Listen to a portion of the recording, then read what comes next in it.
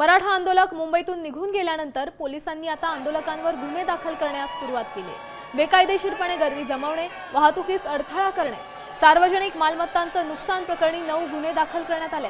Azad Maidan, marine drive आणि डोंगरी पोलिसांकडून ही कारवाई करण्यात येते। यावर आता मनोज जरांगे पाटील काय भूमिका घेणार याकडे सगळ्यांचं लक्ष लागलंय। या संदर्भात अधिकची माहिती देत आहेत आपल्या प्रतिनिधी वैदेही काणेकर। वैदेही, काय सांगाल, या आंदोलकांवर गुन्हे दाखल होत आहेत?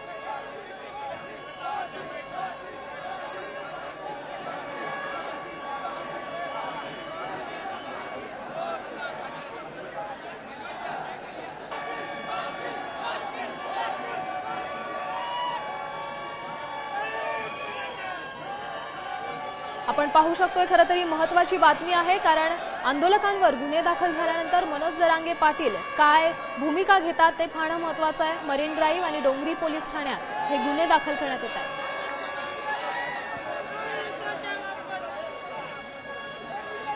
आपल्यासोबत जोडल्या गेलेल्या आहेत आपल्या प्रतिनिधी वैदेही काणेकर, अधिकची माहिती देत आहेत। वैदेही, काय सांगाल, या आंदोलकांवर गुन्हे दाखल करण्यास सुरुवात झाली?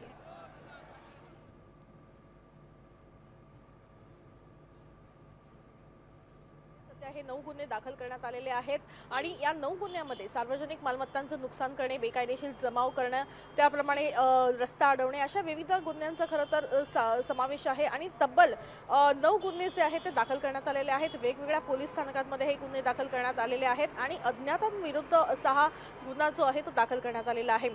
अर्थात आंदोलन होतं आणि त्यामुळे एक वेगळी स्थिती मुंबईमध्ये निर्माण झाली होती, पण या सगळ्या प्रकरणामध्ये सर्वसामान्य मुंबईकरांना त्रास होत असल्यामुळे हे गुन्हे जे आहेत ते दाखल करण्यात आलेले आहेत। या सगळ्या प्रकरणामध्ये सध्या कोणालाही ताब्यात घेतलेलं नाहीये, मात्र 9 गुन्हे दाखल करण्यात आलेले आहेत।